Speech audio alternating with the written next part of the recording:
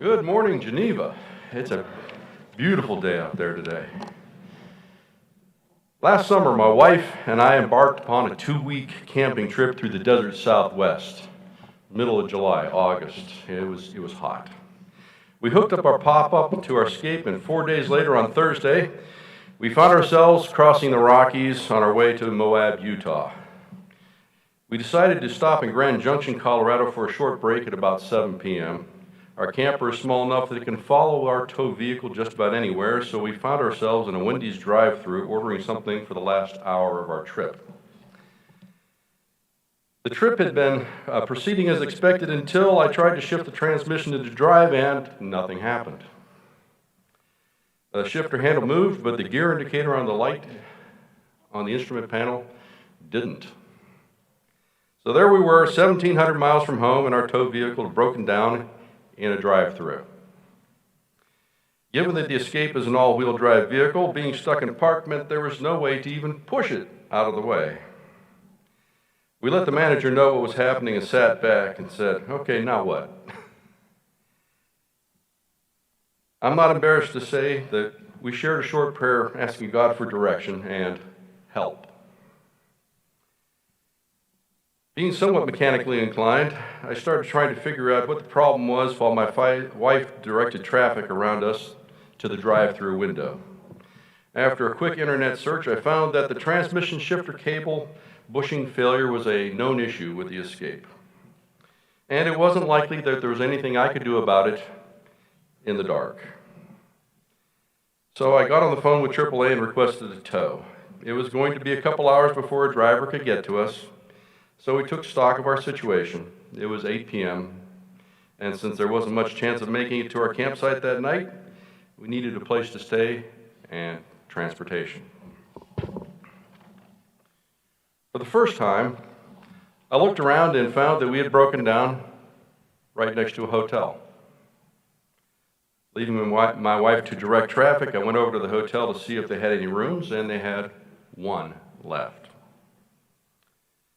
So I registered and went back to our vehicle, grabbed our bags, hauled them to the room, and returned to the vehicle to relieve my wife. She'd had enough of directing traffic, so I gave her the room key and she went back to the hotel. So there I was directing traffic in a Wendy's drive-thru with a phone at my ear, talking with AAA again. In conversation with the agent, I asked if there was anywhere nearby that had rented vehicles that might still be open. As it so happens, the airport was only a half-mile away, and the rental desk was open till midnight. I called, and they had one vehicle left. It was a pickup truck with a tow package and unlimited miles. I reserved it and told them I would be there that night, even if I had to walk. In the meantime, many people had stopped to offer help. Even an airport mechanic who had stopped for dinner, he offered to look under the vehicle and the hood with his flashlight. Having already disconnected our trailer and pushed it back into a parking spot, he offered us a lock that he no longer needed so that we could lock up our hitch. About 10 p.m., our tow showed up, and we soon had the Escape dragged up on the flatbed. We then drove to the repair shop on the other side of Wendy's, 100 yards away. It took some WD-40 to slide the Escape off the flatbed into the parking spot, but it was soon done. The driver offered to drop me off at the airport, so I was soon in possession of the Tacoma that I had reserved and was back at the hotel for the night. Interestingly, I could actually see the Escape from my hotel room window. The next morning, after a complimentary breakfast, we drove over to the repair shop. They told me that they would have to order the part from Denver, but the vehicle wouldn't be ready until Monday, 4 days hence. I asked for directions to some place I could buy a hitch for the Tacoma because I needed more drop on my trailer hitch. They happened to have one in the shop and loaned it to us for the duration. We threw everything that was in the Escape into the Tacoma and hooked it up to the trailer, and we were on our way again, making it to Arches National Park by noon. We spent the next 4 days making a loop through the desert Southwest, picked up our escape, and made our way home, arriving 2 days later than expected.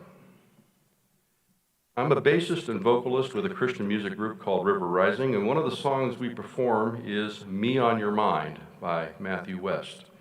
Verse 3 says, "Just knowing you're mindful of me, just knowing you call me your child, it's flooding my soul with unspeakable hope. Thank you, Lord, that it's me on your mind." In the grand scheme of things, an abandoned vacation doesn't seem to be a very big thing. But we have a God that cares even about the smallest things that happen to his children. In Luke 12:7, Jesus tells us, "While even the hairs on your head are all numbered, fear not, you are of more value than many sparrows." The location of our breakdown, hotel, repair shop, car rental hours, truck, hitch, helpful people, and at least one open site in every campground when we rescheduled. None of that was a mistake. It was our God taking care of the details. Sometimes you just need a reminder that God is sovereign and that we ought to trust him in all things, big and small.